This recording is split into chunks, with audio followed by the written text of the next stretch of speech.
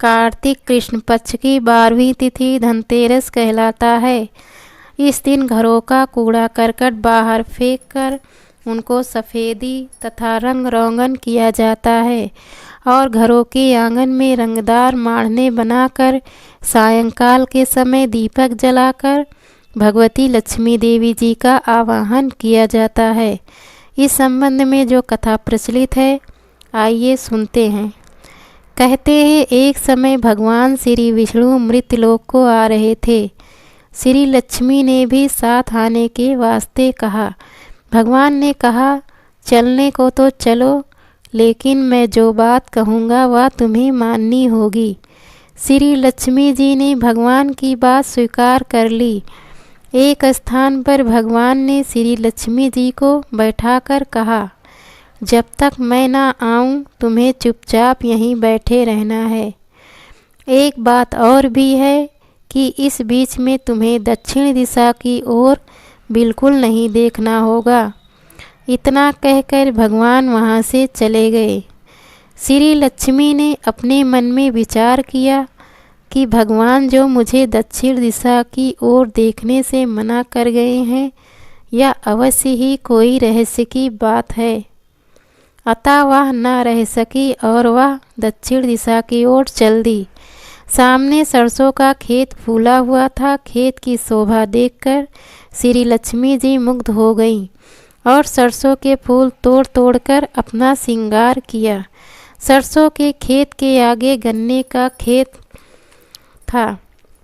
लक्ष्मी जी ने गन्ने तोड़े और चूसने लगी। इतने में भगवान विष्णु भी लौट आए और लक्ष्मी जी को गन्ने के खेत के पास खड़ा देखकर बेहद नाराज हुए। बोले, तुम्हें इस तरफ आने को मना किया था, मगर तुम नहीं मानी और किसान के खेत से चोरी भी कर डाली। अब तुम इसका दंड भोगो और 12 वर्ष तक इस किसान के यहाँ रहकर उसकी सेवा करो। इतना कहकर भगवान विष्णु वहाँ से चले गए और लक्ष्मी जी उस किसान के घर रहकर उसकी सेवा करने लगी। लक्ष्मी ने किसान की पत्नी से कहा, तुम पहले मेरी बनाई हुई लक्ष्मी का पूजन करो, फिर भोजन आदि बनाना। इससे तुमको जो कुछ भी तुम मांगोगी तुमको मिलेगा। किसान की पत्नी ने देवी के आदेशानुसार पूजन आदि की। बस फिर क्या था, देवी की कृपा से अगले ही दिन किसान का घर धन्य धान से भरपूर हो गया। चौओर सोने चांदी व हीरे जवाहरात के ढेर लग गए। किसान के 12 वर्ष बड़े आनंद से व्यतीत हुए। एक दिन वारुणी पर्व था। भगवान विष्णु लक्ष्मी जी के लेने के वास्ते आए, लेकिन किसान ने उनको भेजने से इनकार कर दिया। लक्ष्मी जी भी बिना किसान के इच्छा के जाने के लिए तैयार ना थी। अब भगवान को एक चातुरी खेलनी पड़ी। उन्होंने किसान को वारुणी पर्व का महत्व समझाकर कहा कि तुम गंगा स्नान करके लौट आओ, तब तक हम यहीं रुके रहेंगे। जब किसान गंगा स्नान के वास्ते रवाना होने लगा तो लक्ष्मी जी ने उसको 4 कौड़ियाँ गंगा जी के भेंट करने के लिए कहा। किसान पत्नी सहित हरिद्वार में पहुंच गया। जब उसकी पत्नी ने भगवती लक्ष्मी को दी हुई कौड़ियाँ गंगा जी को भेंट करने के वास्ते निकाली तो गंगा में से 4 हाथ निकले, जिन्होंने की कौड़ियाँ को ले लिया। समझ गए कि हमारे घर में रहने वाली स्त्री कोई देवी है।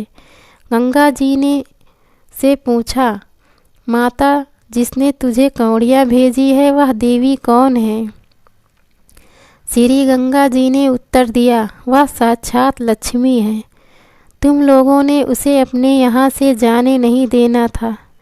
किसान गंगा स्नान से वापस घर लौट आया। वह भगवान और लक्ष्मी जी जाने के लिए तैयार बैठे थे।